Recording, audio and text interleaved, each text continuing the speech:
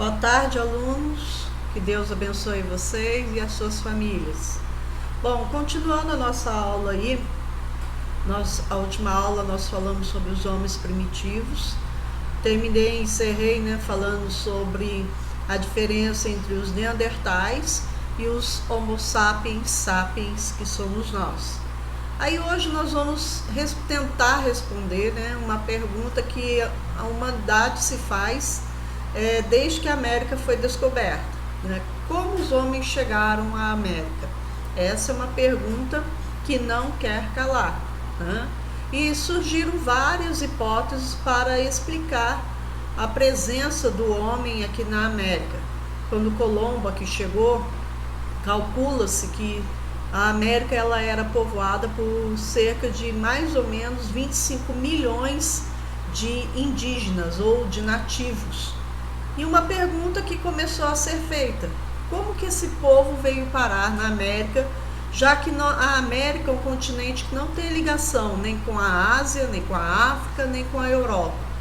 É um continente que não tem nenhuma dessas ligações aí com regiões povoadas. Então, como explicar a chegada do homem? A princípio, eles falavam na teoria do autoctonismo. O que é isso, Sora? Seria a ideia de que os homens, eles surgiram na própria Terra, que eles faziam parte da existência da própria América. Aí eles usam como princípio, para explicar isso, que quando a Terra ela formava a chamada Pangeia, ou seja, o que é a Pangeia? A teoria de que todos os continentes se juntavam. Então, nesse período, o homem, na hora que houve, vamos dizer assim, a fragmentação da terra seca do planeta, dando origem aos continentes, é que o homem ele já estava na América. Então, essa era uma teoria explicada. Porém, a teoria da Pangeia ela é muito anterior as primeiras, vamos dizer assim, os primeiros sinais, os primeiros resquícios do homem aqui na América. Então essa teoria foi deixada de lado. Aí foi desenvolvida mais duas teorias que são atualmente as mais aceitas, que é a teoria de Bering, que explica a civilização de Clovis, que eu já vou falar sobre isso, e a teoria malaio-polinésia, que explica a civilização de Monte Verde, no Chile, a de Lagoa Santa, em Minas Gerais, a da Serra da Capivara, então, e também os sambaquis, tá bom? Então, nós vamos partir para a próxima imagem para vocês poderem entender o que eu estou falando com vocês. A primeira aí, nós temos a teoria de Bering. Só um minutinho, gente, eu preciso pegar aqui o meu laserzinho. Bom, a primeira aí seria a teoria de Bering, que explica a civilização de Clovis.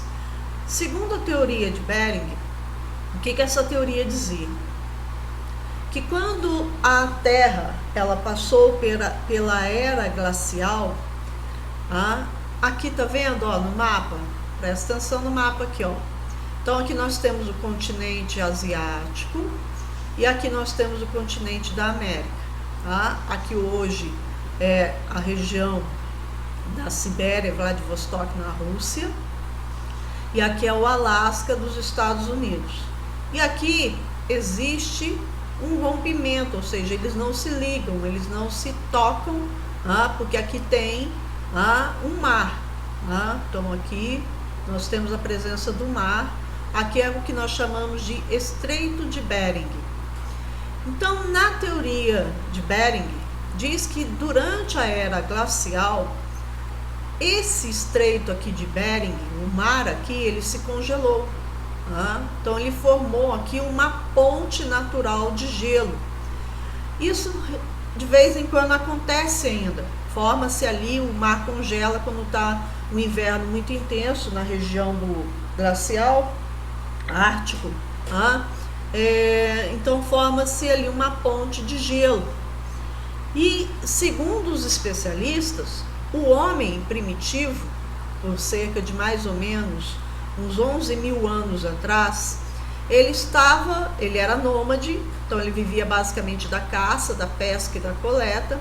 Então esse homem, ele veio atrás da caça, provavelmente atrás dos grandes animais, como o mamute, por exemplo. Então ele vem percorrendo o território, ele se assenta aqui, aí falta o alimento aqui, ele vai ter que levantar acampamento e ir seguindo viagem. Aí ele vai seguindo viagem atrás dessas manadas, né, de animais, e ele vai chegar aqui e ele vai dizer, opa, parei aqui, aqui é a Ásia, não vou atravessar porque aqui é a América. Não, ele não tinha noção disso. Ele está seguindo o território, está seguindo a sua presa, né? Ele quer se alimentar. Aí o que ele faz? Ele vê aqui uma ponte de gelo, obviamente que ele não sabia que era uma ponte de gelo, mas ele vê que dá para ele pisar e dá para ele passar. Já que o animal passou, então ele vai atrás também. Provavelmente com um grupo pequeno a princípio, obviamente não foi uma travessia só de um grupo, pode ter sido a travessia de diversos grupos, né? E aí eles atravessam aqui. Depois de vários dias andando atrás da caça, surpresa, eles chegam na América, porém sem saber, é óbvio. E ali eles vão passar a viver aqui na América, tá? Então eles vão estabelecer acampamentos, vão levantar acampamento e assim por diante. Até que eles chegam nessa região aqui, onde hoje seria o Texas, o Novo México e parte do México, parte norte aqui do México. E eles se assentam aqui, tá? É um povo que ainda vive da caça, da pesca e da coleta, é nômade, só que ele vai basicamente se estabelecer aqui por muitos e muitos anos. E aqui surge a chamada civilização de Clovis, que era um agrupamento primitivo, que viviam de forma tribal, muito parecido com os nativos americanos, né? E aqui eles vão se estabelecer. Senhora, como que sabe disso? Porque foi encontrado vestígios aqui de ponta de lança, né, de pedras lascadas, de marfim que eles trabalharam para fazer lança, para fazer objetos de decoração, brinquedos para as crianças, ou até mesmo deuses, né, os seus ídolos que eles cultuavam. Então foi encontrado vários vestígios humanos, restos de animais, que dá, vamos dizer assim, dá a noção de que foi devorado pelo homem, né, porque o osso foi raspado, essas coisas todas. Bom, e ali então eles se estabeleceram. Essa civilização de Clovis, por muito tempo, os especialistas, os cientistas, os pré-historiadores acreditavam que foi a primeira civilização da América, ou seja, que foram os primeiros povos da América a habitar a América, os mais antigos. Tá? Porém, passa-se anos e anos, e aí no século XX, os cientistas, né, os pré-historiadores, arqueólogos, paleontólogos, vão encontrar vestígios em outras regiões da América que vão indicar uma civilização mais antiga ainda do que a do Clovis. Então, qual era a ideia a princípio? Que todos os homens da América descendiam dos homens que vieram da Ásia, que atravessaram o Estreito de Bering. Mas quando foi encontrado vestígios aqui na América do Sul, aqui em Monte Verde, no Chile, tá? Ao sul de Santiago, aqui em Lagoa Santa, em Minas Gerais, aqui na Serra da Capivara, tá? Na região do Piauí, o que aconteceu? Esses vestígios encontrados nessas regiões eram mais antigas do que as de Clovis, e que era impossível explicar todos os homens na América serem descendentes somente dos asiáticos aqui. Aí criou-se uma nova teoria, né, para explicar o porquê das diferenças, né? Porque o nativo norte-americano, ele tem um tipo de traço, de característica de traço no seu rosto. E o seu modo de produção também, que é o modo de produção asiático. e a característica física também é dos asiáticos. Porém, os da América do Sul vai se diferenciar. Você pega aqui o índio da América do Sul e compara com o índio da América do Norte.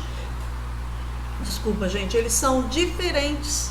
Aí surgiu uma nova teoria, não se descartou a teoria de Bering, provavelmente o homem fez exatamente isso que eu falei para vocês. Aí surge uma nova teoria, que é a teoria malaio-polinésia, que eu vou explicar para a próxima aula. Até a próxima então, gente.